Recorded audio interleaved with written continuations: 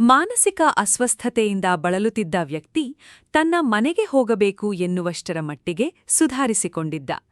ಆದರೆ ಮನೆಗೆ ಹೋಗೋ ಬದಲು ಆತ ಸೀದಾ ಜೈಲಿಗೆ ಹೋಗಬೇಕಾದ ಪ್ರಮೇಯ ಎದುರಾಗಿದೆ.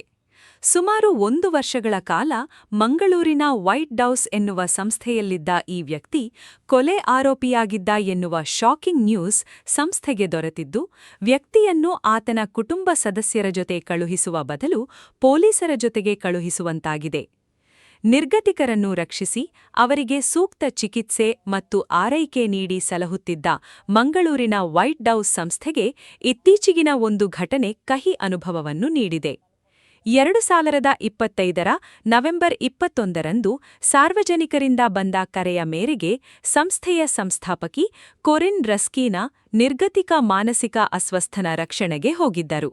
ಅಂದು ಆತನ ಸ್ಥಿತಿ ದಾರುಣವಾಗಿತ್ತು. ಮೂಳೆಯ ಹಂದರವಾಗಿದ್ದ ಈತನ ಮೈಪೂರ್ತಿ ಕಜ್ಜಿ ಗಾಯಗಳಿಂದ ಕೂಡಿತ್ತು. ಸರಿಯಾಗಿ ನಡೆಯಲೂ ಆಗುತ್ತಿರಲಿಲ್ಲ. ಫಂಗಲ್ ಇನ್ಫೆಕ್ಷನ್ ಸೇರಿದಂತೆ ಹಲವು ಆರೋಗ್ಯ ಸಮಸ್ಯೆಗಳು ಕಂಡುಬಂದಿದ್ದವು. ತಕ್ಷಣ ಆತನನ್ನು ರಕ್ಷಿಸಿ ವೈಟ್ ಹೌಸ್ಗೆ ಕರೆತಂದು ಚಿಕಿತ್ಸೆ ಆರಂಭಿಸಲಾಯಿತು. ಚಿಕಿತ್ಸೆ ಮತ್ತು ಕೌನ್ಸೆಲಿಂಗ್ ಬಳಿಕ ಆತ ತನ್ನ ಹೆಸರು ಅನೀಶ್ ಕುಮಾರ್ ಎಂದು ಹೇಳಿಕೊಂಡಿದ್ದಾನೆ. ತನ್ನ ತಾಯಿಯ ಹೆಸರು ರಾಧಾ. ಆಕೆ ತಮಿಳುನಾಡಿನ ಆಸ್ಪತ್ರೆಯೊಂದರ ಕ್ಯಾಂಟೀನ್ ನೌಕರೆ ಎಂದಿದ್ದಾನೆ. ಈ ಮಾಹಿತಿಯನ್ನು ಆಧರಿಸಿ ಮಹಿಳೆಯನ್ನು ಸಂಪರ್ಕಿಸಿದಾಗ ಆಕೆ ತನಗೆ ಮಗನೇ ಇಲ್ಲ, ಮಗಳು ಮಾತ್ರ ಇದ್ದಾಳೆ ಎಂಬ ಉತ್ತರಿಸಿದ್ದಾಳೆ. ಇದಾದ ಬಳಿಕವೂ ಅನೀಶ್ ಕುಮಾರ್ಗೆ ಮನೆಗೆ ಹೋಗಬೇಕೆಂಬ ಹಂಬಲ ಹೆಚ್ಚಾಗುತ್ತಿತ್ತು ಎಂದಿದ್ದರು. ಈತನ ಬಗ್ಗೆ ಹಲವು ಮೂಲಗಳಿಂದ ಮಾಹಿತಿ ಕಲೆ ಹಾಕಿದ ವೈಟ್ ಡೌಸ್ ಸಿಬ್ಬಂದಿ ಕೊನೆಗೆ ತಮಿಳುನಾಡಿನ ಪುದುಕೋಟೈ ಜಿಲ್ಲೆಯ ಅರ್ನೆಲ್ ಪೊಲೀಸ್ ಠಾಣೆಯನ್ನು ಸಂಪರ್ಕಿಸಿದ್ದಾರೆ. ಆಗ ಅನೀಶ್ ಕುಮಾರ್ ವಾರೆಂಟ್ ಆಸಾಮಿ ಎಂಬ ಶಾಕಿಂಗ್ ನ್ಯೂಸ್ ಪೊಲೀಸರಿಂದ ದೊರಕಿದೆ. ಈತನ ವಿರುದ್ಧ ಕೊಲೆ ಪ್ರಕರಣ ದಾಖಲಾಗಿದ್ದು, ಜಾಮೀನು ಪಡೆದು ನ್ಯಾಯಾಲಯಕ್ಕೆ ಹಾಜರಾಗದೆ ಹಲವು ತಿಂಗಳುಗಳಿಂದ ತಲೆಮರೆಸಿಕೊಂಡಿದ್ದಾನೆ ಅನ್ನೋದು ಬೆಳಕಿಗೆ ಬಂದಿದೆ. ಪೊಲೀಸ್ ದಾಖಲೆಗಳ ಪ್ರಕಾರ ಯಾವುದೋ ಕಾರಣಕ್ಕೆ ನಡೆದ ಜಗಳದ ಸಂದರ್ಭ ಸ್ನೇಹಿತನನ್ನೇ ಕಲ್ಲಿನಿಂದ ಜಜ್ಜಿ ಕೊಲೆಗೈದಿದ್ದ ಆರೋಪಿ ಈತನಾಗಿದ್ದ. ಬಂಧನಕ್ಕೊಳಗಾಗಿದ್ದ ಈತ ಜಾಮೀನು ಸಿಕ್ಕ ಬಳಿಕ ನ್ಯಾಯಾಲಯಕ್ಕೆ ಹಾಜರಾಗದೆ ತಲೆಮರೆಸಿಕೊಂಡಿದ್ದ. ಆದರೆ ಇದೀಗ ಅನೀಶ್ ಕುಮಾರ್ ತನ್ನ ವಿರುದ್ಧ ಕೊಲೆ ಪ್ರಕರಣವಿದೆ ಎಂಬುದರ ಅರಿವಿಲ್ಲದೆ ಮನೆಗೆ ಹೋಗುತ್ತೇನೆ ಎಂಬ ಸಂತೋಷದಲ್ಲಿದ್ದಾನೆ. ಒಟ್ಟಿನಲ್ಲಿ ಇದೇ ಮೊದಲ ಬಾರಿಗೆ ವೈಟ್ ಡೌಸ್ ಸಂಸ್ಥೆಯಲ್ಲಿ ಇಂತಹ ವಿಚಿತ್ರ ಪ್ರಕರಣವೊಂದು ನಡೆದಿದ್ದು ಎಲ್ಲರಿಗೂ ಶಾಕ್ ನೀಡಿದೆ.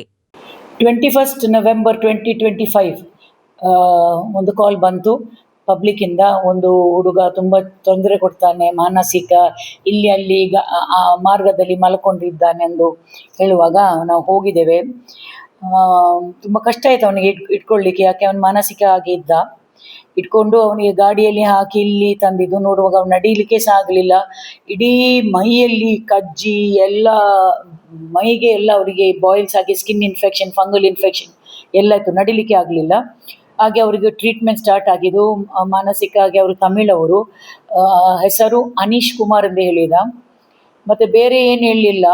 ಮತ್ತು ಅಲ್ಲಿ ಇದ್ದವರು, ರೋಡಲ್ಲಿ ಇದ್ದವರು ನನಗೆ 1-2 ಜನ ಬಂದು ಹೇಳಿದರು, ಮೇಡಮ್ ಇವರು ಧಕ್ಕೆಯಲ್ಲಿ ಕೆಲಸ ಮಾಡ್ತಿದ್ದ, ಹೇಗೆ ಬಾಡಿ ಇತ್ತು, ಈಗ ಹೀಗೆ ಆಗಿದರೆ ಕುಡಿದು ಎಲ್ಲ ಎಂದು ಹೇಳಿದ. ಕುಡಿದು ಎಂತಾಗಿ ಗೊತ್ತಿಲ್ಲ, ಮಾನಸಿಕ ಆಗಿ ಇದ್ದ. ಕಡ್ಡಿ ಏನಿಲ್ಲ, ಮೈಯಲ್ಲಿ ಏನಿಲ್ಲ. ಹಾಗೆ ಇಲ್ಲಿ 25 ನವೆಂಬರ್ 2025 ಇದ್ದಾನೆ. ಅದರ ನಂತರ ಅವನಿಗೆ ಮನೆಗೆ ಹೋಗಬೇಕು, ಡೀಟೇಲ್ಸ್ ನಮ್ಮದು ಕೌನ್ಸಿಲಿಂಗ್ ಆಗುವಾಗ ತಾಯಿದು ಹೆಸರು ಹೇಳಿದ್ದ, ರಾಧಾ ಎಂದು. ಅವರು ಸುಶ್ರೂಷಾ ಹಾಸ್ಪಿಟಲ್ ಅಲ್ಲಿ ತಮಿಳುನಾಡುವಲ್ಲಿ ಕ್ಯಾಂಟೀನಲ್ಲಿ ಕೆಲಸ ಮಾಡ್ತಾರೆ ಅಂತ ಹೇಳಿದರು. ಅಲ್ಲಿ ಕಾಂಟ್ಯಾಕ್ಟ್ ಮಾಡುವಾಗ ಕರೆಕ್ಟ್ ಇದ್ದಾರೆ, ಒಂದು ರಾಧಾ ಇದ್ದಾರೆ, ಎಲ್ಲ ಕರೆಕ್ಟ್. ಮಾತ್ರ ಹೆಂಗಸೆ ಹೇಳಿದರು, ನನಗೆ ಮಗನೇ ಇಲ್ಲ, ನನಗೆ ಮಗಳು ಮಾತ್ರ, ನನಗೆ ಇವರು ಯಾರು, ಅನೀಶ್ ಯಾರೆಂದು ಗೊತ್ತಿಲ್ಲ ಅಂತ ಹೇಳಿದರು. ಹಾಗೆ ಬಿಟ್ಟಿದ್ದು. ಹಾಗೆ ಇವನಿಗೆ ತುಂಬ ಮನೆಗೆ ಹೋಗಬೇಕು ಒಂದು ತಾಯಿದು ನೆನಪು ಮಾಡ್ತಿದ್ದ. ಹಾಗೆ ನಾವು ಬೇರೆ ಸೋರ್ಸಸ್ ಟ್ರೈ ಮಾಡಿದ್ದು. ಅವರು ಮನೆದು ಹತ್ತಿರ ರೈಲ್ವೆ ಸ್ಟೇಷನ್ ಹೇಳಿದ, ಮತ್ತು ಒಂದು ಫ್ರೆಂಡಿದು ನಂಬರ್ ಹೇಳಿದ, ಅದು ನಾಟ್ ರೀಚಬಲ್ ಆಗಿದೆ.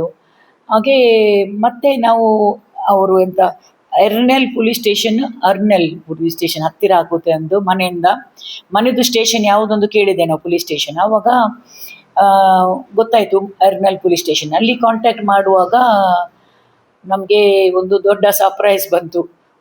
ಪ್ಲೀಸ್ ನೀವು ಜಾಗ್ರತೆ ಮಾಡಿ ಇಡಿ, ಅವರು ನಮಗೆ ಬೇಕಿದ್ದವರು, ಅವರಿಂದ ತೊಂದರೆ ಆಗಿದೆ, ಒಂದು ಮರ್ಡರ್ ಕೇಸ್ ಇದೆ ಅವರ ಮೇಲೆ ಎಂದು.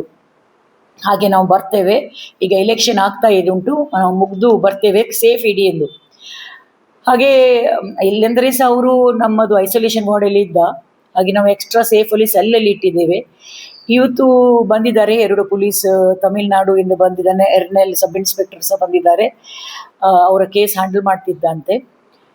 ಅವನು ಹೇಳಿದ್ದು ಸಿಟ್ಟದಲ್ಲಿ ಎಂಥ ಕಲ್ಲು ಬಿಸಾಡಿದ್ದ ಯಾರ ಮೇಲೆ, ಹಾಗೆ ಅವರ ಮೇಲೆ ಕೇಸ್ ಉಂಟು. ಹಾಗೆ ಇವತ್ತು ಬಂದಿದ್ದಾರೆ, ಎಲ್ಲ ಯಾವ ಕೇಸ್ ಸೆಕ್ಷನ್ ಎಲ್ಲ ಹಾಕಿ ಪೇಪರ್ಸ್ ಎಲ್ಲ ತಂದು ಅವರ ID ಎಲ್ಲ ತಂದು ಬಂದಿದ್ದಾರೆ. ಹಾಗೆ ನಾವು ನಮ್ಮ ಸ್ಟೇಷನಿಗೆ ಸಹ ಇನ್ಫಾರ್ಮ್ ಮಾಡ್ತೇವೆ ಈಗ, ಮತ್ತು ಹ್ಯಾಂಡ್ ಓವರ್ ಮಾಡ್ತೇವೆ. ಅವನಿಗೆ ಅವನು ಜೈಲಿಗೆ ಹೋಗ್ತೇನೆಂದು, ಅವ್ರು ಎಲ್ಲಿ ಹೋಗ್ತಾನೆಂದು ಅವನಿಗೆ ಗೊತ್ತಿಲ್ಲ.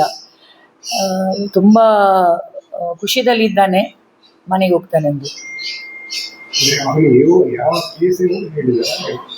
ಮರ್ಡರ್ ಕೇಸ್ ಎಂದು ಹೇಳಿದ್ದಾರೆ. ಅವರು ಇನ್ನೊಬ್ಬರು ಫ್ರೆಂಡ ಮೇಲೆ ಕಲ್ಲು ಹಾಕಿದ್ದಾನೆ, ಸಿಟ್ಟಲ್ಲಿ ಜಗಳ ಆಯಿತು, ಅವನು ಕಲ್ಲು ತೆಗೆದು ಅವರ ಹಾಕಿದ್ದಾನೆ ಎಂದು ಅವರು ಅಡ್ಮಿಟ್ ಮಾಡಿದ್ದಾರೆ, ಹಾಗೆ ಗೊತ್ತಿಲ್ಲ.